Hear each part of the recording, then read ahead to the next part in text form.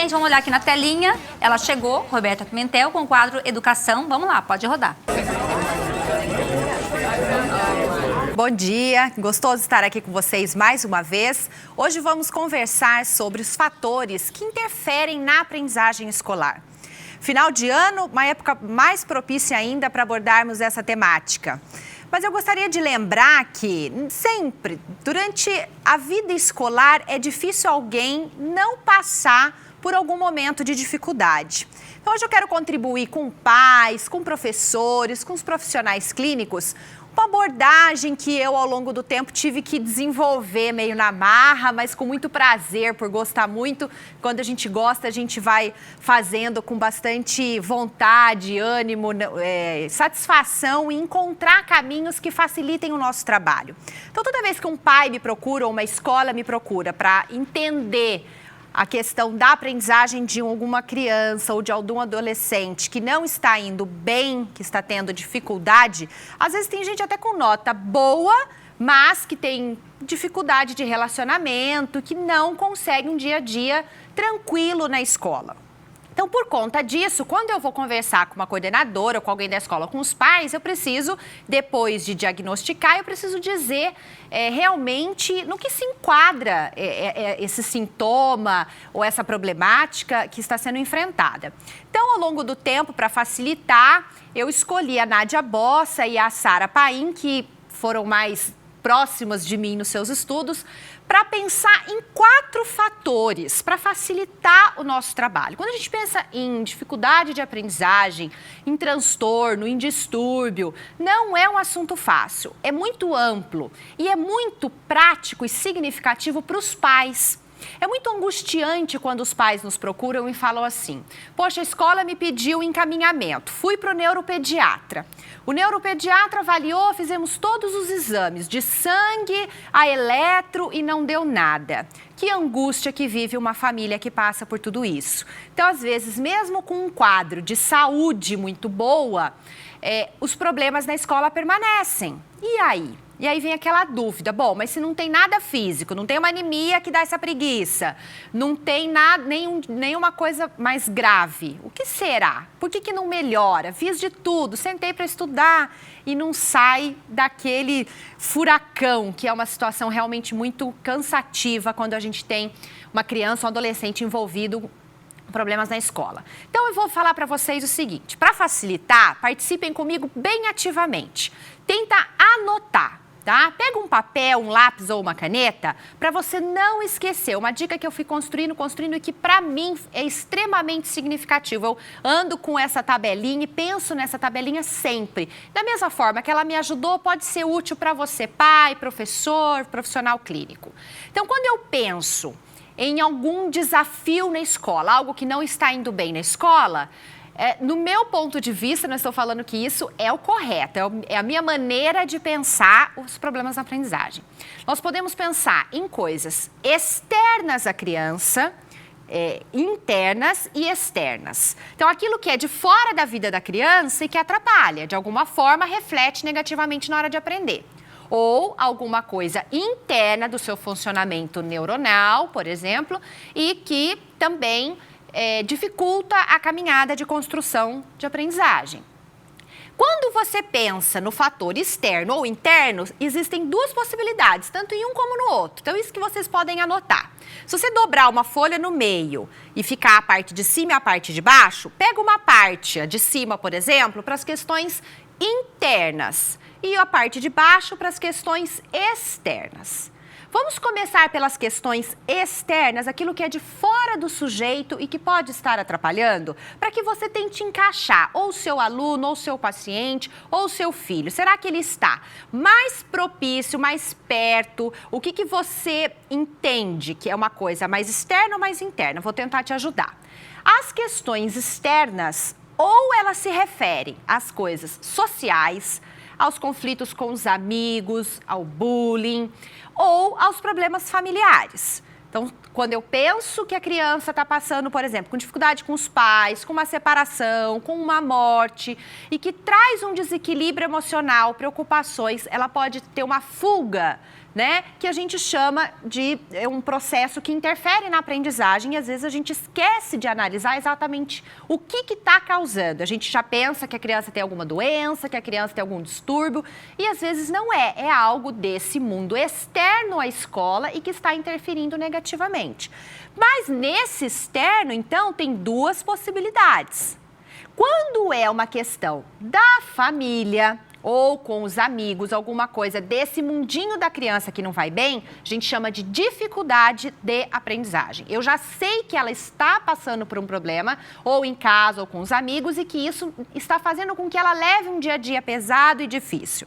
Então, é uma dificuldade de aprendizagem. Não tem nada dentro dela que está atrapalhando, né? Não é uma questão patológica, não é uma questão cerebral. Porém, pode estar tudo muito bem com a família, pode estar tudo bem com os amigos, mas essa criança pode não ter um vínculo bacana com as questões da escola. Ela não teve não se identificou com a metodologia da escola, ou ela não se identificou com o professor desse ano. Então, às vezes a criança está vindo bem há muitos anos e em determinado ano ela começa a ter um grande conflito. Mas, nossa, veio tão bem até aqui.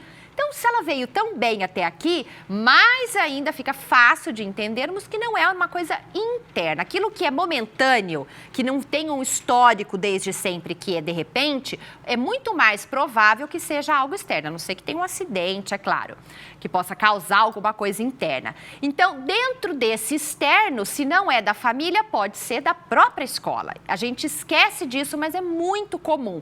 Esse ano mesmo eu atendi vários casos clínicos em que as crianças não se identificaram com a metodologia da escola. Às vezes a escola é mais tradicional e ela não bate, às vezes é mais construtivista. Então precisa buscar, conversar, dialogar e ver como é que ela gosta de aprender para ver se está batendo com a maneira que é a aula dela, que é a tarefa de todo dia. Se você percebe muitas queixas de falta de vínculo com o professor, uma dificuldade de fazer aquela atividade daquele jeito que pedem para ela quer mostrar para o professor de um jeito, mas o professor não aceita, a escola quer daquele jeito. Então, tem como a gente ir conversando, puxando a linguinha da criança ou do adolescente, fazendo com que ele vá colocando para fora para nós. Mas para isso a gente tem que saber do que perguntar. Se eu ficar preocupada que é uma doença, que é uma coisa física, eu não vou investigar as questões emocionais, eu não vou investigar a questão de vínculo com o professor. Bom, então até aqui nós falamos de duas questões externas às crianças, de dificuldades de aprendizagem, que é algo da família. Quando eu penso na escola, eu penso em problema de aprendizagem, também é externo. E aí eu tenho as questões internas. Quando eu penso no interno, eu sempre penso na questão do funcionamento cerebral.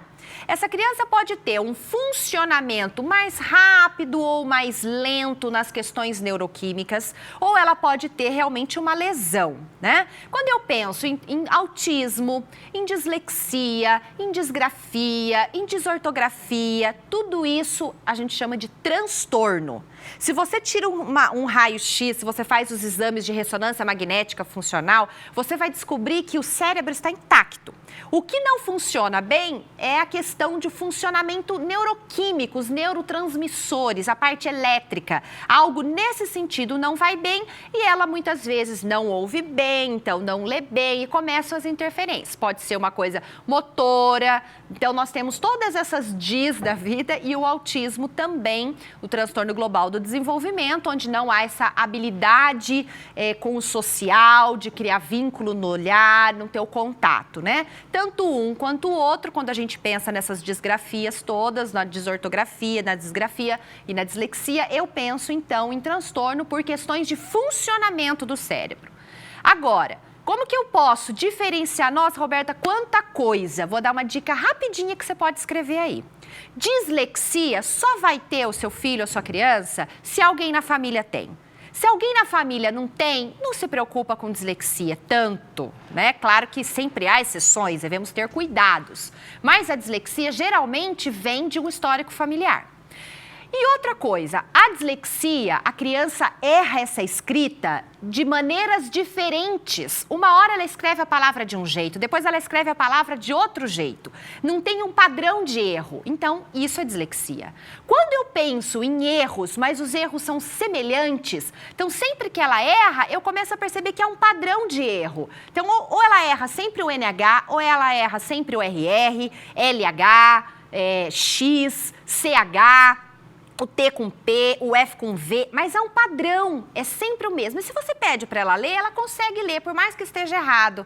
Então, isso se chama desortografia. Não é dislexia, porque na dislexia não há padrão. Ela erra a cada hora um tipo diferente de sílaba. E ela também não consegue ler o seu próprio erro, diferente da desortografia que ela conhece. Terminando, vamos falar hoje um pouquinho, fechando, não dá pra gente falar muito de todos, mas o que é mais próximo disso daqui tudo também é ainda a disgrafia, que às vezes também vem nesse pacote e confunde um pouco, mas é uma parte de coordenação motora fina ou de alguma coisa motora do corpo e que está fazendo essa letra. Então, uma dica é disgrafia. Como é que eu não vou confundir com desortografia e com dislexia?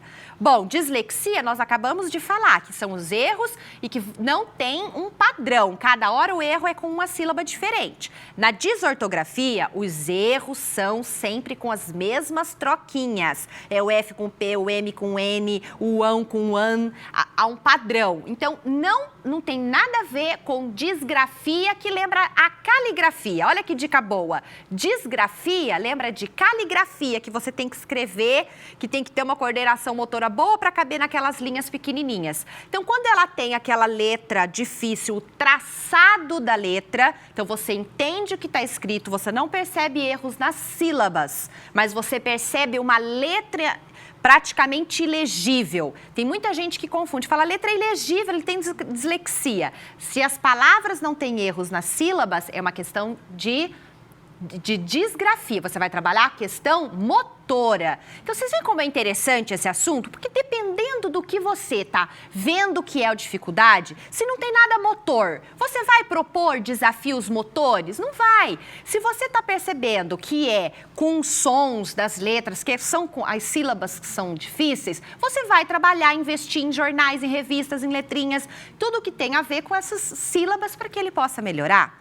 E fora, terminando, né, hoje, claro que poderíamos falar bem outras coisas também, mas eu escolhi para hoje esses tópicos. E aí temos, além dos transtornos que são internos, os distúrbios. E aí nós teríamos as síndromes, né? Síndrome de Down, as deficiências mentais leves, severas, que são questões mais relacionadas a estrutura, vamos dizer assim, a uma lesão que a gente encontra no cérebro e que traz um funcionamento diferente na fala, na maneira de pensar. Agora, o recadinho fechando tudo isso. Independente se é fator interno, se é fator externo, acredite na sua criança, acredite no seu adolescente. Todos aprendem diferente. Ninguém é robozinho para aprender igual aos amigos. Ninguém aprende igual a ninguém. Então, eu queria dar essa noção para vocês de uma coisa que é tão clínica, mas que ajuda a direcionar o olhar, se você vai investir na parte motora do seu filho, se você vai investigar as questões emocionais, por onde começar? Tem que entender se é uma coisa externa ou interna. Tá difícil? Vem pro blog, amanhã eu vou traduzir tudo isso para vocês. Procura ajuda se você sente necessidade, dialoga na sua escola. O psicopedagogo é um dos profissionais mais indicados para ajudar a decifrar isso e depois fazer os encaminhamentos possíveis para que você não procure um neuro sem necessidade ou não procure um fono sem necessidade. Tá? Então, eu espero que vocês tenham aproveitado esse assunto que é de extrema importância para crianças e adolescentes e, acima de tudo, descubra o potencial, a maneira individual do seu filho, do seu paciente ou do seu aluno. Não podemos encaixar as crianças em modelinhos iguais para todo mundo. Nós temos que descobrir o que é próprio de cada um. E, independente da dificuldade, do problema, do transtorno ou do distúrbio, eles avançam. E esse é o nosso desafio, fazê-los avançar independente da causa. Esse é o meu recadinho, eu espero vocês amanhã no blog Aprendizagem Humana, no www.robertapimentel.com.br. E ainda tem uma novidadezinha, agora durante a semana, geralmente na sexta ou no sábado, eu também coloco vídeo daqui do programa para quem não pôde assistir ao vivo. Então, ou no artigo amanhã ou no vídeo você pode participar um pouquinho mais. Eu agradeço pela sua atenção e semana que vem espero vocês novamente. Obrigada. Obrigada, Roberta. Segunda-feira tem mais educação, então a gente espera você, tá bom? Um beijo e até lá.